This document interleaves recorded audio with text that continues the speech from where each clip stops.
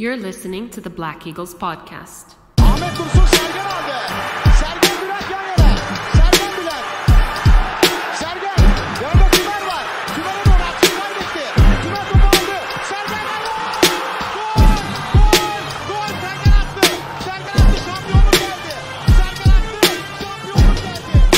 İbrahim'in pası. Roma. Şimdi Ahmet. İkinci gole gidiyor Beşiktaş. Ahmet. Ve gol!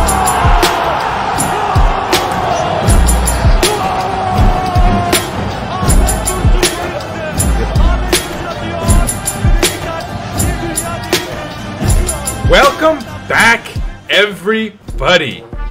Episode 170 of Beşiktaş International's The Black Eagles podcast.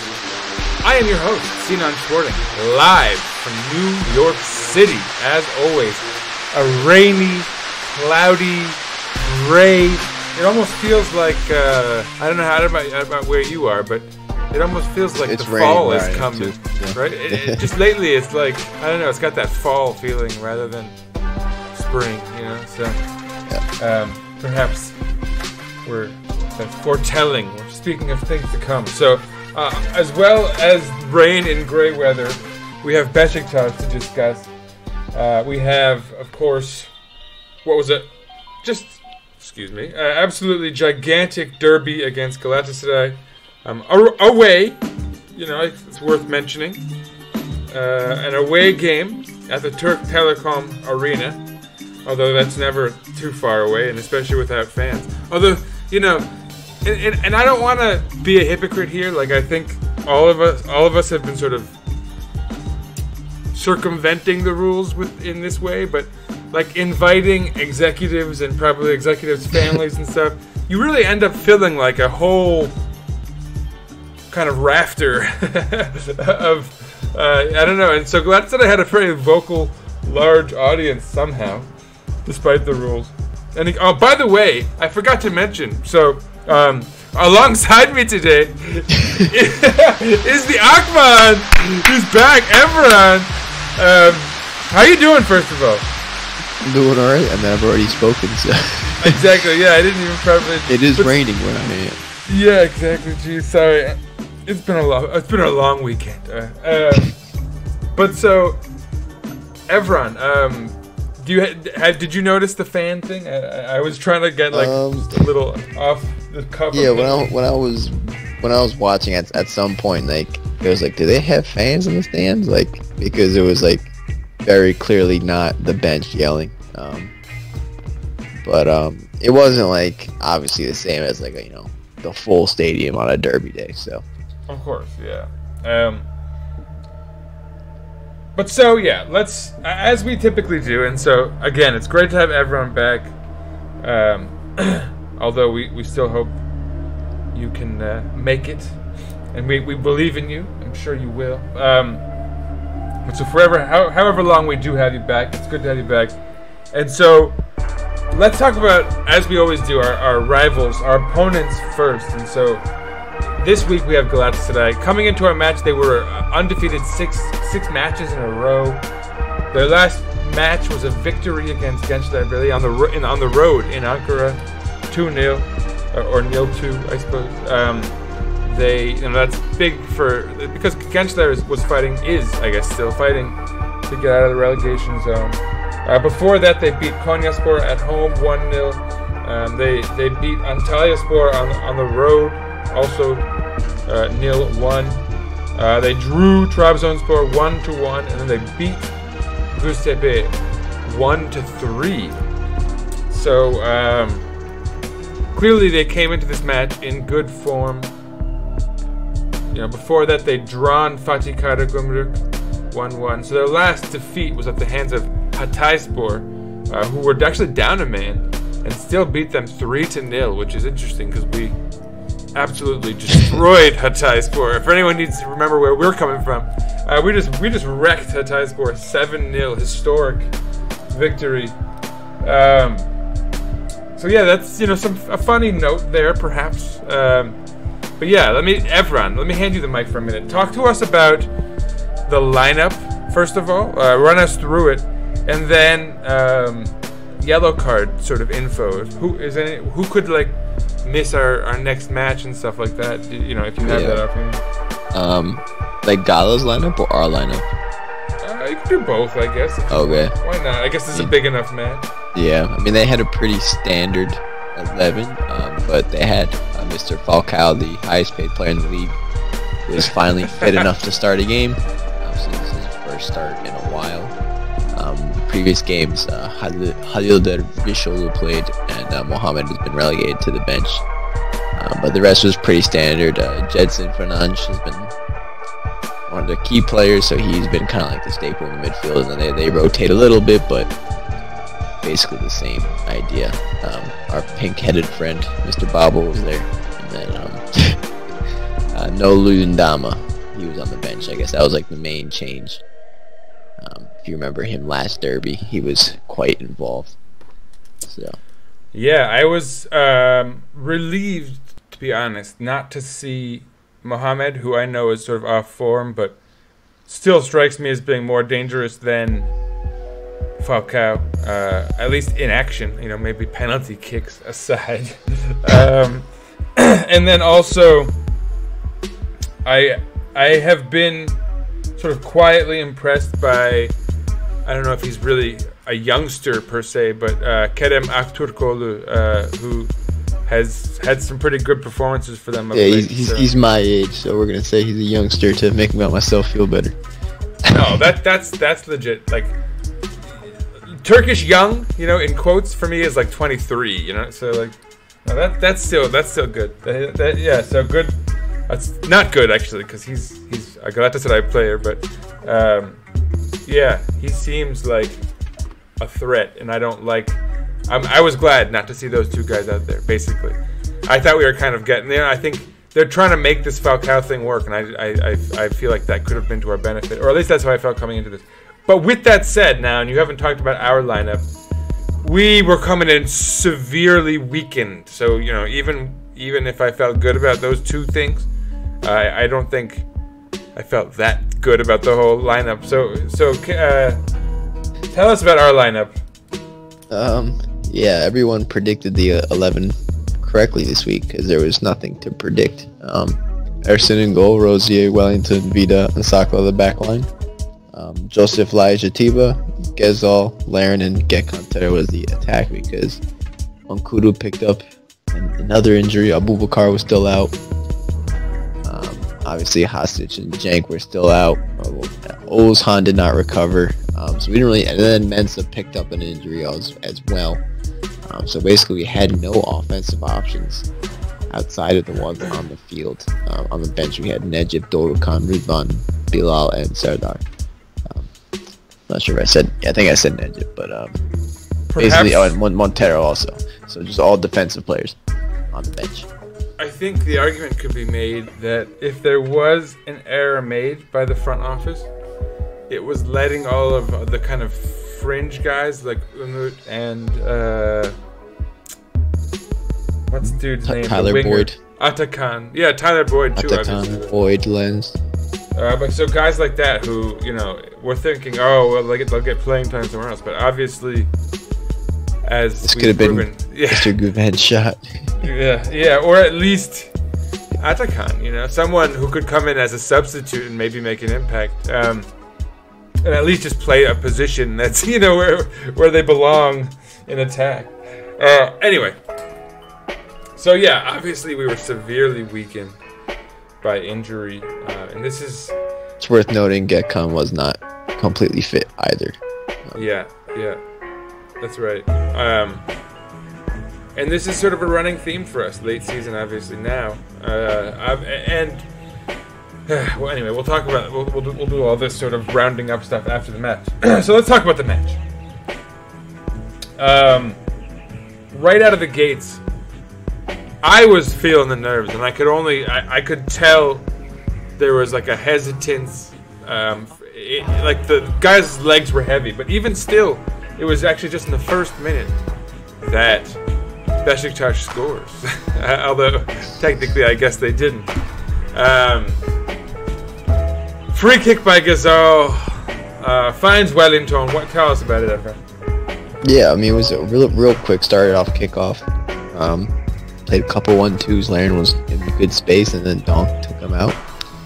Referee Mr. Janine said no yellow card, probably because it was the first minute, and then from the resulting free kick, Wellington heads it nice into the top corner, but he was like maybe 2-3 inches offside, so did not stand. Unfortunately. Maybe. You know, I'm starting to ever since the last VAR thing where Atiba found Gökhan Töre and they waved off that goal. I don't know if you remember that. Yeah. And I noticed that his foot and the ball were sort of covered by a defender, so they could basically like start or stop it at any point without us really knowing if the ball had left his foot. And so I wondered, like, they could machinate that, you know? I mean, it's a little tinfoily, but you know. I did notice that on like when they stopped the ball from Gezal's like free kick, it looked a little bit late. Like, exactly, and then on the next play, it feels like it happens a little early, perhaps. And again, the ball and the foot are obscured, so they kind of get away with it. I guess first in the 6th minute, Raven Babel gets a yellow card, I'll mention. But in the 10th minute, Gedson, with a little delay, or a little help from VAR delay, or they I think run it a little early in this case, or pause it a little early. Finds Babel. It's waved offside, by the way. Babel scores. I guess tell us about this, everyone. Yeah, so Jedson Fernandes, who's on loan from Benfica, this Portuguese youngster, takes a trick out of Quaresma's book, hits a nice Trivela through ball to Babel, kind of like bounces up off his first touch. He still gets onto the second touch. Maybe Ederson could have been quicker, but certainly the defensive line probably should not have been broken so easily. And he slots the ball under Ederson, and then they raise a flag, and then we stop. But then the replay comes in, and the initial time that they stopped the ball, I didn't really check to see if that was correct. I just trusted them. It looked onside, and then VAR said it was onside. So I don't think they ever showed the lines drawn though. Like they just said it's. So on beIN Sport, beIN USA, we got the headliner match. We were on cable TV here. So we also got Eric Krakauer and Thomas Rangen announcing. And Krakauer seemed to think the goal was going to stand, or was going to, the offside was going to be reversed. Rangen wasn't so sure. He said it would be a matter of inches, could look maybe an arm or something like that. But my first instinct, I think they paused that VAR a little early, and they could kind of get away with it. And all the images show them sort of separate. I mean, I don't know. Maybe that's conspiratorial. I don't want to do that. Our rivals have been whining and moaning about refs. I guess let's just not even capitulate in that sense. But yeah, whatever. 1-1. I think we'll save our complaints for the later call. That was just bizarre. Yeah. Okay. Let's go there. So 1-0. I said 1-1 because I forgot our goal was called off. Marcal gets a yellow card. Gazal with a free kick deep right finds Kyle Larin on what should have been a goal in the 14th minute. He heads it just wide. I think he whiffed the header and the ball was kind of. Did he? Yeah, I thought he plunked it wide, but. Yeah, but it was a golden chance. Either way, it was an F as far as failures go.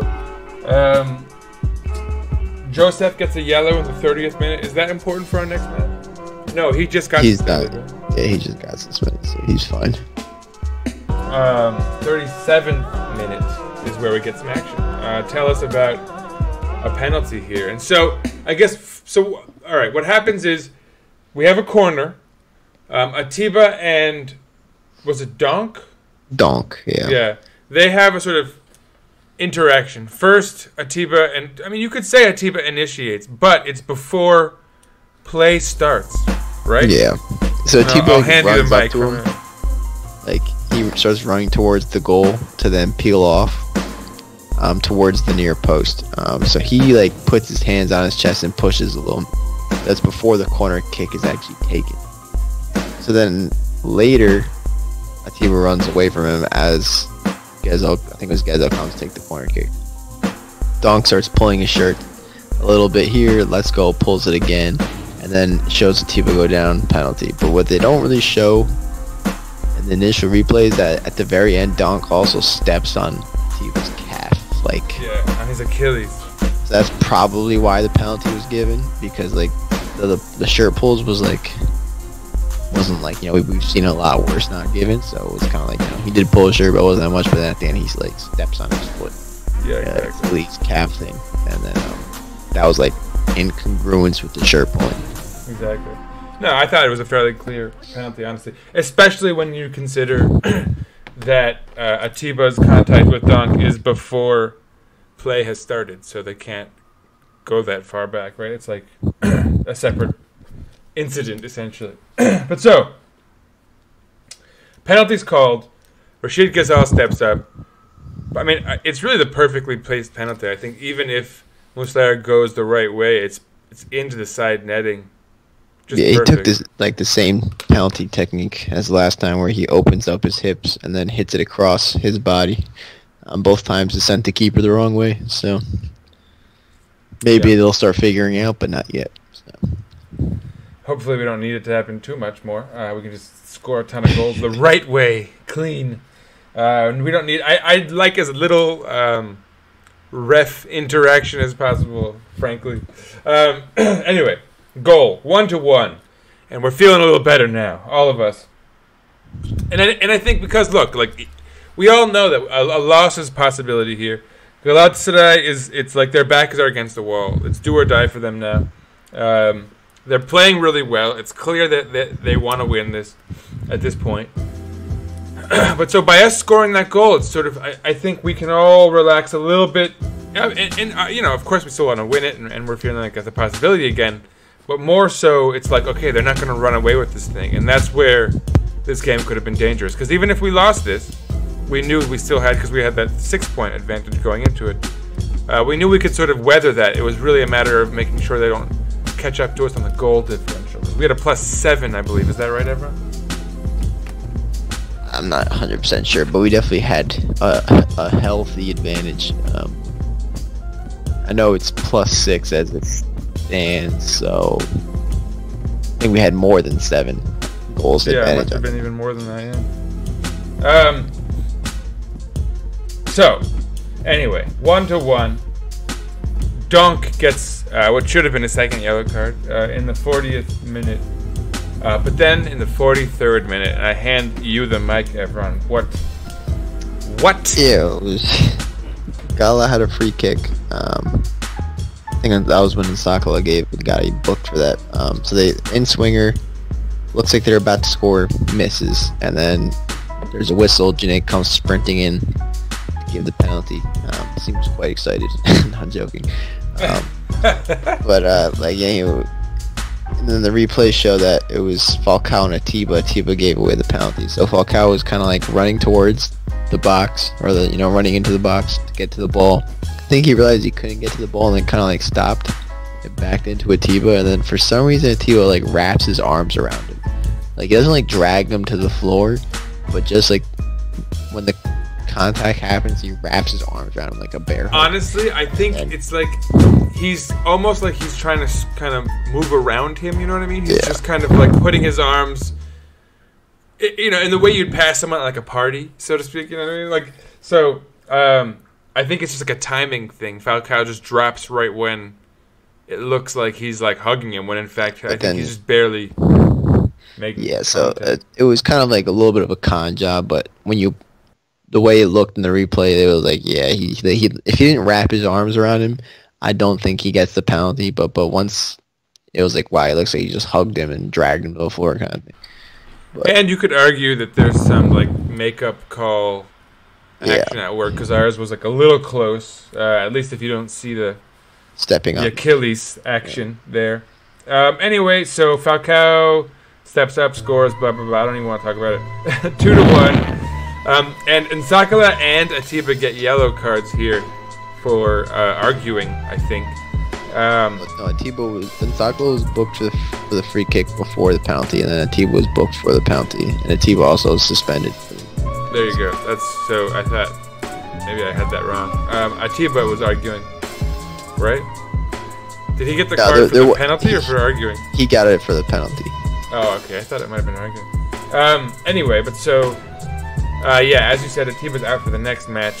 Hopefully we can weather that. I mean, honestly, Dodorkan's in pretty decent form, so I don't mind him getting a little action.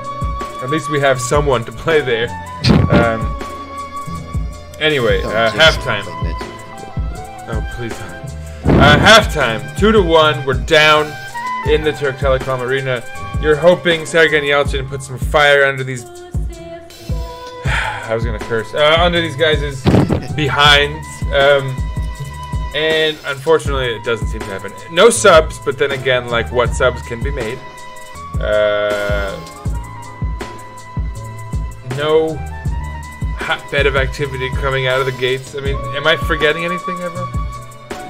No, the tempo was definitely dropped in the second half. It was almost like both sides were like Galatasaray was like, well, we need goals, but on the other hand, at least we're getting a win, you know. And like Beşiktaş was like, well, at least we're not giving them that many goals. It almost like seemed like both sides were resigned to kind of taking this type of result. First action would be actually in the 55th minute with what's the dude's first name? Josemir Saraci. Yeah. And he did a lot. He did a lot. You could say curving and dribbling and juking and making a lot of guys look like fools and putting on actually a fairly good shot on goal. But he did not do quite enough insofar as he did not account for a superstar goalkeeper by the name of Ersin Destanoğlu coming up with what could have been a huge save in the 55th minute. Any notes on that? No, I just remember Ersin came out pretty quick and closed down the angle. It looked like for like half a second, I was like, oh, here comes the goal. And then he just, very rapidly closed down the angle and suffocated the chance. So. Yep. So I mean, things are not looking good. Gökhan Töre is clearly not feeling it. Probably injured, I think probably because of the injury.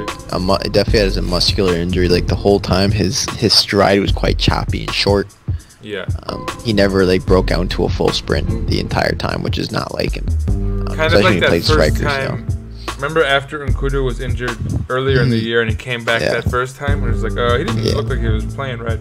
And obviously he got back in form and everything. But yeah, he had that choppy running. So, remember? Yeah, that was like scary. I was like, why are we even playing?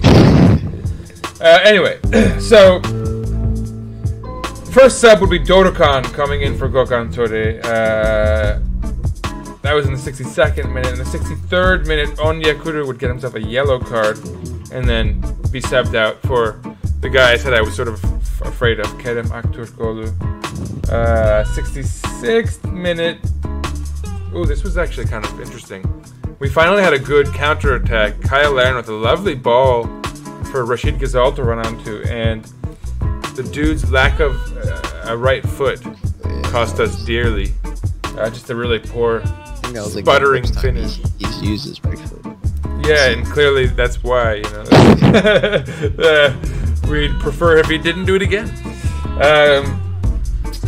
So that was a shame, and I think for a guy who came under a lot of flack from the likes of Murat Üzen and stuff, like people may have forgotten that Kyle Larin, had he assisted that goal, it would be a slightly different narrative around his performance. That could have equalized it. Anyway, 71st minute, Necip would enter the match for Adem Ljajic, and this for me is where I begin to question things. And it's not like I get it. Ljajic is not playing that well. He's you want to make sure he's not exhausted. We have another match on Tuesday. But at the same time, we're a goal back, and we're going defensive. And then... Say what? You had 4 defensive minutes instead of 3 on today. Yeah. I don't know what to do with that. I don't know how to compute that. 73rd minute, Galatasaray would get a little fancy. Arda Turan coming on for Brian Babel. And then a minute later, of course, because they're little snakes, Emre Kılınç for Emre Akbaba, a bunch of Emres. And then the 73rd minute, I think, or 72nd, or maybe 74th, something around there. A questionable call. We make another actually decent counterattack that looks like it's gone awry, but Atiba actually sort of rescues the play, and we have what looks like a promising attack going, and then suddenly a whistle. You want to talk about that, Evran? Yeah. So Dorukan's about to cross into the box. He's like by himself on the wing. Atiba, kept the ball in play, and they call a goal kick. Replay showed wasn't even touching the line. It was like 8 inches inside of the play. The beIN USA guys immediately were like, nope, that's not out of bounds. Like, it seemed blatantly obvious. Just a terrible call. Especially when you have VAR, you say, like, if you're not 100% sure, you just wait. So if it does go in, then it'll be canceled. So apparently he was 100% sure the ball was out. When it wasn't even 1% touching the line, let alone 1% out. It was like it had to be an extra foot further for it to even be out, at least. But apparently it was out of bounds. So and then Tiba started screaming, but then I think he realized he didn't want to get sent off, and he kind of And then literally on the ensuing play, again, I'll just let you keep going, Evran. What happened there? Yeah, I don't exactly remember because I think I was freaking out. Like I kind of blacked out at that point. But literally, like as Gala goes down the other side and scores and makes it 3-1 through Arda Turan. I think it's like a rebound or something. But I was like, we were about to have an attacking chance, and then literally in the same run of play from the goal kick they scored. And like the kind of nail in the coffin goal where it's like it's the 75th minute after celebrations, like the 77th.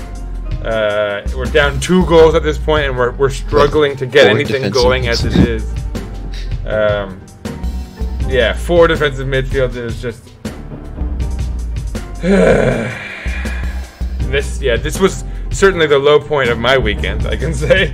Right about this moment here. 88th minute, Rıdvan Yılmaz comes on for Atiba, and at that point I actually wonder, why was he not one of the first guys to come on when we needed some sort of attacking, whatever. I've always said he's not like the best attacking player, but at the very least over in a pinch, or like considering that Nsakala was like our most active attacking player, which is never good. Then put him on left back and have Nsakala, like whatever it is, like sort it out, But just put out 3-4 defensive midfielders. I understand why he didn't come on. Like I thought he would have been the first or second sub. He's got a lot of energy. Yeah, and especially after contributing his first goal very recently, in this role actually that we're talking about. So, that's a shame. That was a very large, huge, bad, big shame.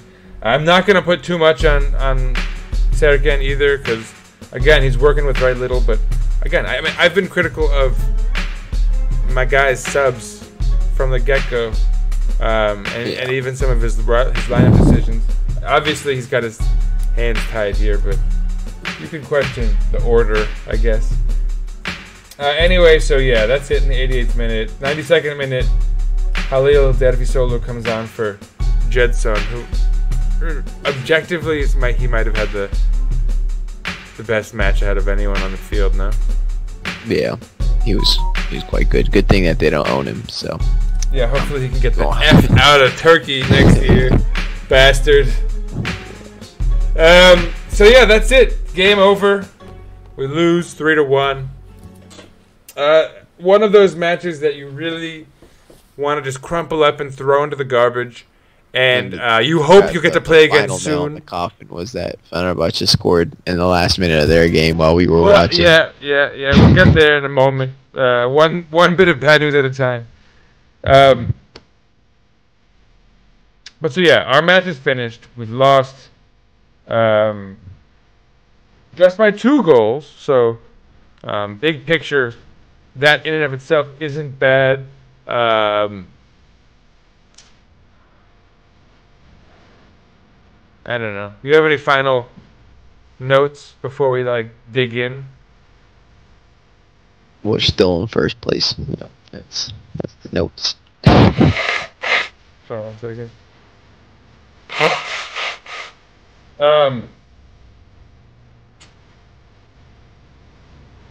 Yeah, I mean,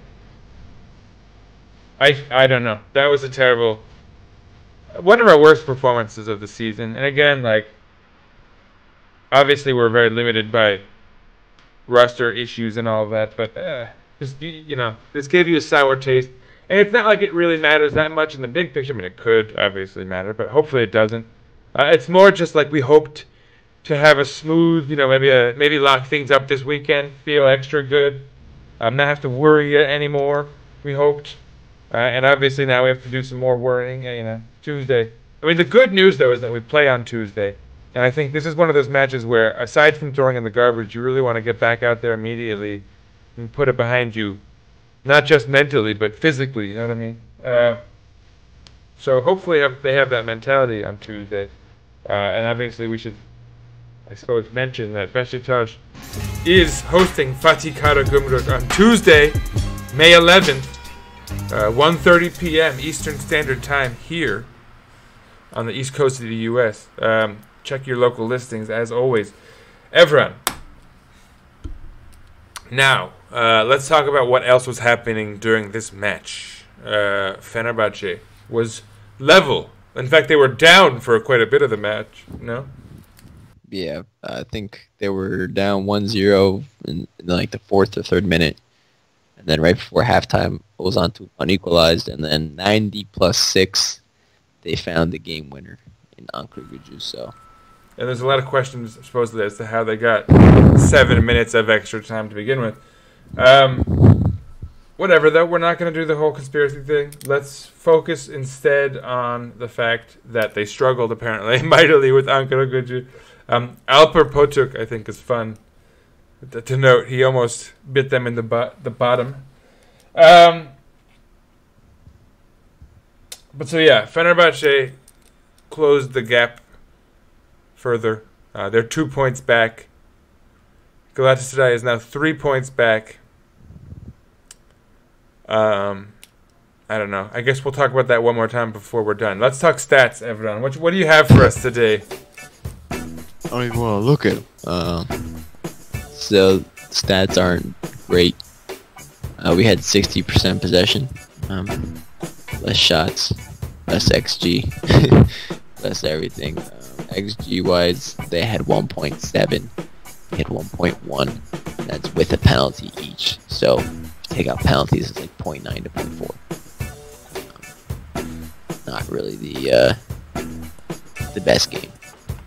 Individually on our side, Gezal had a decent game. 2 chances created as well as the offside goal. He didn't complete any of his dribbles. He won 3 tackles though, which is kind of really good for, Mr. Gezal. Joseph had a pretty good game also. He won 12 out of 17 duels, which is, he always eats up. He had 4 tackles. He completed 2 dribbles and had 10 recoveries and 2 interceptions. He definitely worked his socks off, but after the yellow card, he had to relax a little bit. And then I thought Rose was decent. He had that one incredible dribbling run where Marcao got booked, but he was a little quiet in the second half and didn't have any key passes. Of note, he was coming off of a really, really good match against Hatay. He was in particular very well rated. Other than that, wouldn't say anyone was really stand out. I guess if you want to say Lajec was quiet, he entered 2 duels the entire match, which is not a lot. Which I don't think was all his fault, but yeah, he was definitely not heavily involved. Cancelo was the same. And his rating will be affected by the fact that he came out in the 70th minute too. Yeah, and then kind of only won 1 duel, and he was very active in the previous games when he was fit. So that's all I got for today. Yeah, and so I mean, I guess we can confirm that Gökhan Töre was taken out for sort of precautionary measures. So no fear, he's not injured. He should be able to feature again in this upcoming match. Hopefully he'll be able to run. Yeah. Let's talk about our matches here. So Beşiktaş has, as I said, Fatih Karagümrük on May 11th, Tuesday, real soon. And then, of course, just a few days later on Saturday, our final match on the road in Izmir. Göztepe will be hosting us in their new stadium.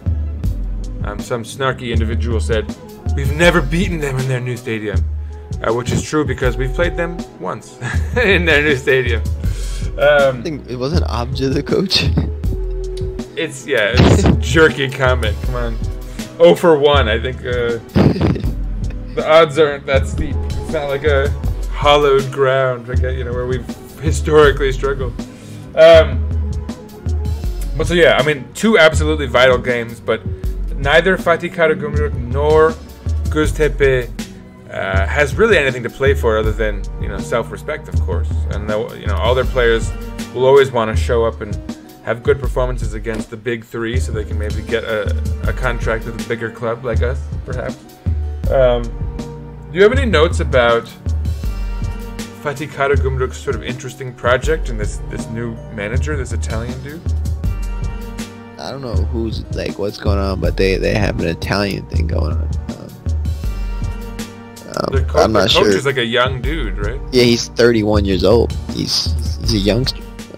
I think that's got to be the youngest head coach in the Turkish league that I've ever seen. No doubt, yeah, no doubt about it. Yeah, he was the assistant coach at Alanya with Çağdaş Atan, our old assistant coach. And then he was the assistant coach at Sassuolo also before this is his first head coaching job. In the last 2 games, they've lost 5-1 and won 5-1. I mean, on the road in Konya, which is historically difficult, but they lost 5-1, and then they faced relegation threatened Gençler and won 5-1, which is you'd think that would be the harder of the 2 matches for them. So. For their lives, yeah. Weird. Hopefully they don't bring too much of that energy into this match. I guess we just defeated Hatay 7-0 and obviously struggled to carry that form into this match, so hopefully that's like a good omen. We've set the precedent there. But anyway, so yeah, stay tuned, obviously. We'll be back after our match on Tuesday, hopefully in better spirits. Stay tuned after the beep, hashtag after the beep. Our guy Emre, the Southern Eagle, is back with more notes.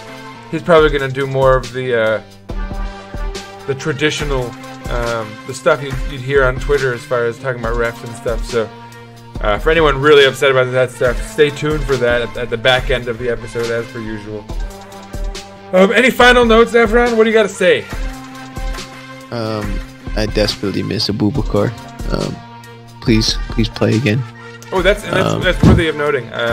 Kudu, it sounds like will probably be back, but Abubakar sounds like will not be back, huh? At least for the Karagümrük game. I don't think they confirmed for the whole season with Abubakar. But, certainly for next game, I saw him when Kudu started training, but he was only running as far as I know. He wasn't in full training yet. Well, cross your fingers, folks. I'm nervous, but only because of what's at stake.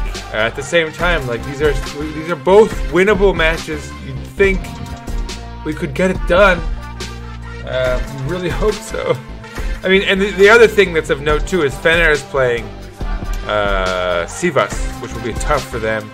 I mean, our opponents could drop points too, right? It's the Super League. I don't think Gala has hard games left. I feel like they're playing like Denizlispor. Yeah, I don't It's think. already relegated, but Fenerbahce has a bit much bigger chance to drop points. But like I said, just like we have the threat of guys just wanting to perform, to sort of perform well on a stage, that obviously exists for both Fener and Galatasaray too. So you never know. I have no faith in Denizlispor, unfortunately. That's your family's club.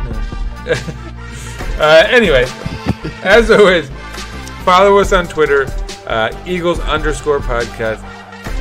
Follow myself at Sir_Writes_a lot. Don't follow Evran. He's not interested. Follow us on Instagram, Black Eagles Podcast, one word. Like I said, stay tuned for the hashtag after the beat with our guy Emre. And as always, let's go Beşiktaş! Come on, man! 2 more matches. We can do this. We just need 4 points. We can even afford to drop 2 points. So just give us 4 points. I mean, give us 6. Actually, no. Let's not screw around. Give me 6 points. No fooling around, boys. Yeah. One more time to go back. Let's go, Beşiktaş.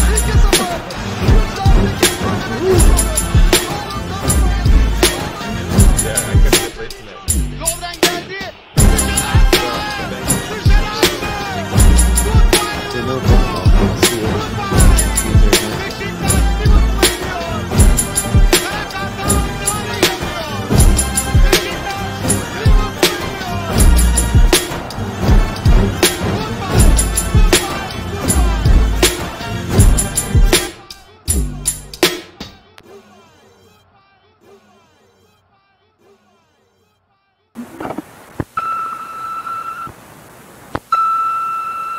Good evening, or good morning, or good day. It was a tough game for us, I must say. Talk about some, not only statistics, I'm not going to touch the statistics. Probably you guys will hear that from Sinan. Well, I want to talk about a little bit of side of the game. Unfortunately, it is very difficult to escape from Galatasaray's stadium, and somehow that game is always planned to be put in the second half of the season and just 2-3 games before end of the season. And even you bring there with your full squad, somehow the refs, fans, something happens, and Beşiktaş usually struggles there. And today, second half, what the side referee Bahattin Duran did on Atiba's ball, when I watched the Turkish retired referee's comments about him, when you do not see the position, you cannot play guesstimate. Don't open probably is out option and just flag it. Today there is a video assistance referee. If something was coming up from there, the video assistant referee will decide if the ball was out or not. He was not on his line, and from there he flagged it.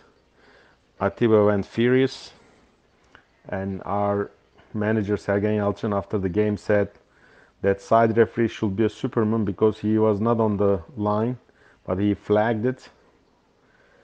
He was a very good ref, he said. And that position is important because after he flagged there, and starting from that position in 30-35 seconds later, Galatasaray scored the 3rd goal. And that 3rd goal pulled the plug on Beşiktaş. I do not believe many Beşiktaş fans put the 3 points away Galatasaray game. But I was curious if we could have played a little bit more defensive, because Galatasaray was the hungry team. They needed to win. And the first goal the Babel scored, they caught us off guard, and we were not give that kind of opportunities to teams when we are playing away, when we play against arch rivalry, and playing with the 5 points cushion, 6 points cushion.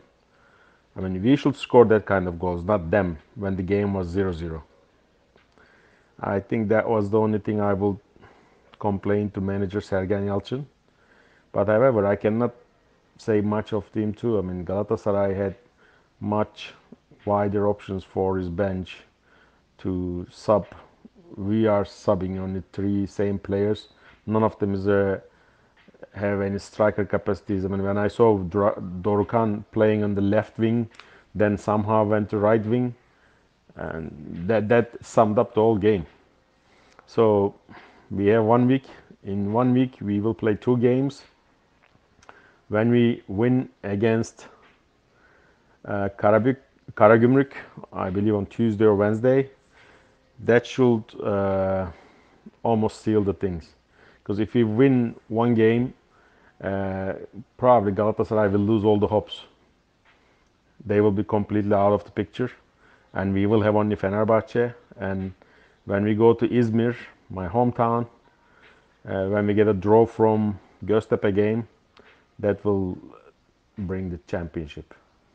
What I had tweeted before the game today, I was actually more concerned about the ref than what Galatasaray will do, because I was scared this world famous Cüneyt Çakır could have actually suspended more Beşiktaş players prior to our last 2 games.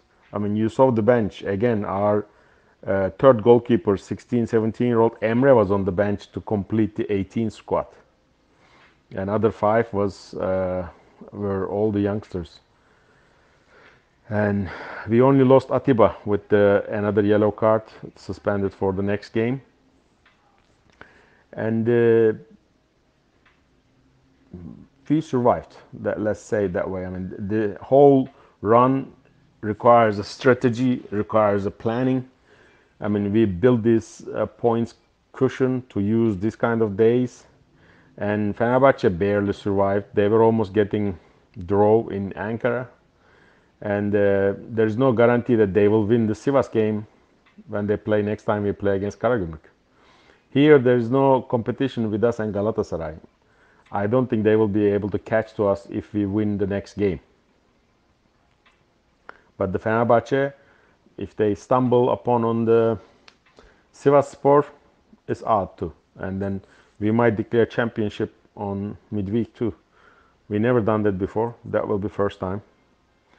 And the sad thing is, I've seen some videos. There were some crowd in the Telekom Stadium, and they kept swearing and chanting against Sergen Yalçın and Beşiktaş non-stop in the whole game. That is sad. Anyhow, so 1 derby goes, and we